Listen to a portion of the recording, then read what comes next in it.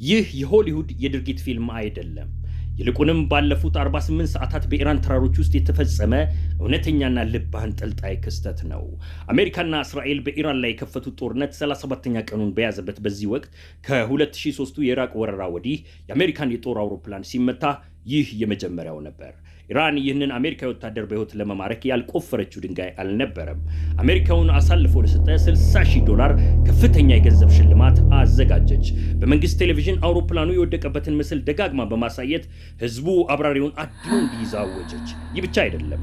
በደቡብ ምዕራብ ኢራን በሚገኙት የኮክሊና ቦየር አህመድ ተራሮች አካባቢ የሚኖሩ ዘላኖች ሳይቀሩ ከመንግስት የቀረበላቸውን ጥሪ ተቀብለው ጠመንጃቸውን አንግበው አሜሪካዊውን ፍለጋ ተሰማሩ። ኢራን ይህንን ወታደር በህይወት ብትማርክ ኖሮ አሜሪካ በግዛቷ ላይ ለምታደርገው ተከታታይ ጥቃት ትልቅ የፖለቲካ ድልና ጠንካራ መደራደሪያ ይሆንላት ነበር።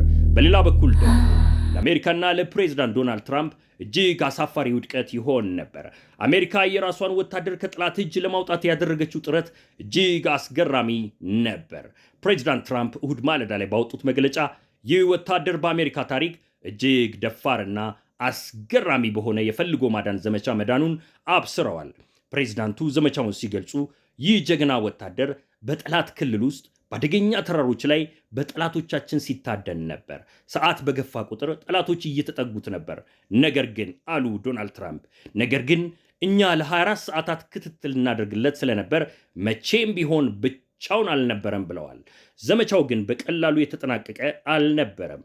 የነፍስ አድን ቡድኑ ወታደሩን ለማውጣት ሲሞክር ከባድ የተኩስ ልውውጥ ተካሂዷል። አሜሪካውያን የሌሊቱን ጨለማ ተጠቅመው ወታደሩን ለማዳን ቢያስቡም የተኩስ ልውውጡ ዘመቻውን አጓቶት ወደ ቀን አጋማሽ ተሸጋግሮ ነበር። ይህም አደጋውን እጅግ አባብሶት ነበር።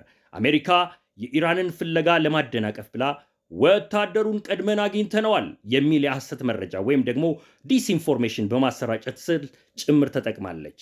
በመጨረሻም በከባድ የተኩስ እሩምታ ውስጥ አልፈው አሜሪካውያኑ ወታደራቸውን ማውጣት ቻሉ። ወታደራ የተወሰነ ጉዳት ቢደርስበትም ሕይወቱ ግን መትረፍ ችሏል። በዚህ ትንቅንቅ ወቅት የኢራን ኃይሎች በትንሹ 2 C-130 ወይም ደግሞ C-130 አውሮፕላኖችንና 2 ብላክ ሃውክ ሄሊኮፕተሮችን መምታታቸውን ቢገልጹም አሜሪካ ግን ይህንን አላረጋገጠችም።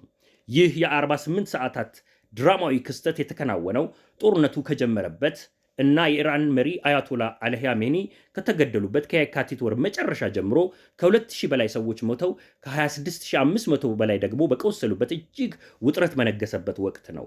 የዚህ ወታደር መዳን ፕሬዝዳንት ትራምፕ በኢራን ላይ ያሰቡትን ማንኛውም የጦር ስልት ያለ አንዳች የጦር ምርኮኛ ስጋት በነፃነት እንዲተገብሩ መንገድ ከፍቶላቸዋል።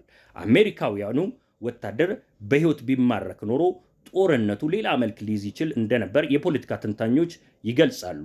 ይህንንም ድል አስመልክቶ የእስራኤል ጠቅላይ ሚኒስትር ኔታንያሁ ለአሜሪካኑ ፕሬዝዳንት ዶናልድ ትራምፕ የደስታ መግለጫቸውንና የጀግንነት ድርጊታቸውን አሞግሰው ልከዋል። መልካም ቀን ይሆንላችሁ።